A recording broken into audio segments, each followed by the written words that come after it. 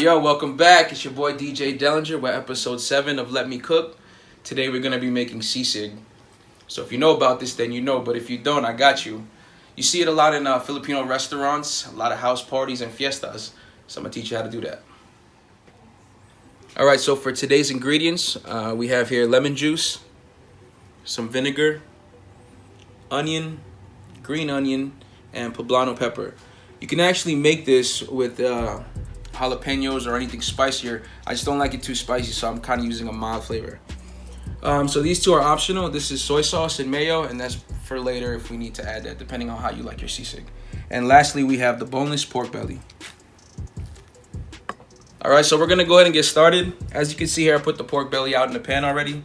And we're just going to put a little seasoning of salt and pepper. Once we do this, I'm going to go ahead and put it in the oven. I did preheat it at 350, but then once I'm ready to put it in, I'm going to put it on low broil.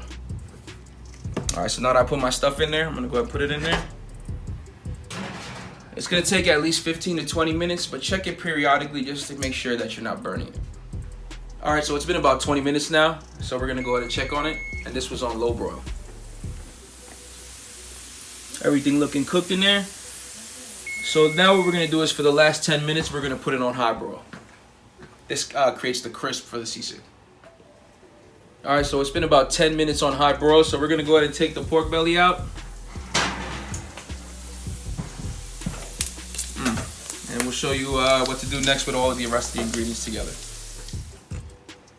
Alright, so I'm finishing up cutting the pork belly. You want to cut it up around this size here. That's the traditional way to how to make sisig and the pieces. So first we're going to put the pork belly into this pot right here, our bowl.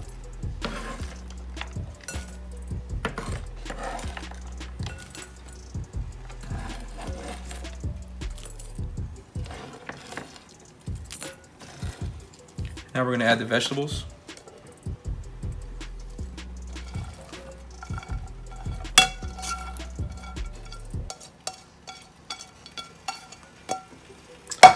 So for the vinegar, what you want to do is just put enough to where you moisten the pork belly and all the ingredients. You don't want to overflow with vinegar, all right? And you can start off with a little bit, mix it around and see if you need to add more. Just gonna put a little bit of soy sauce in there. And last was the lemon juice.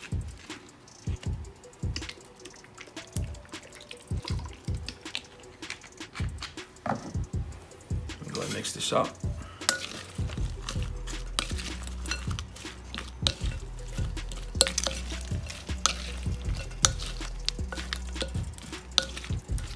So for me, it looks like it's enough vinegar, so I don't have to add anything extra.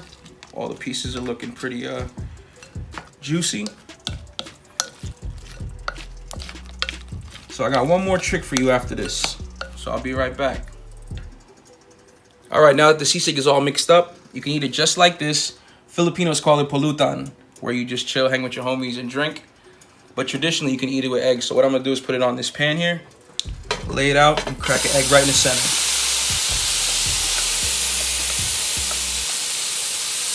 Create a little area for the egg too.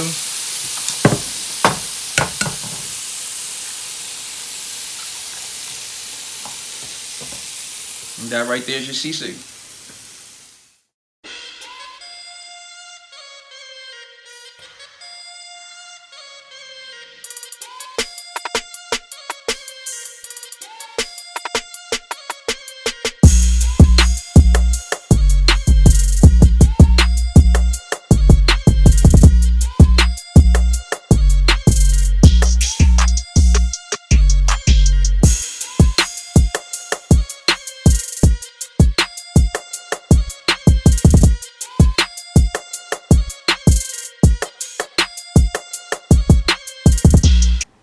All right, y'all, we got a special guest for today. Since I don't eat pork, we got my nephew, Nico.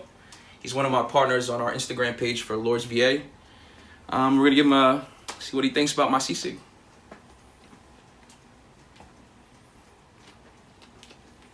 Fire. Fire? Okay. It's fire.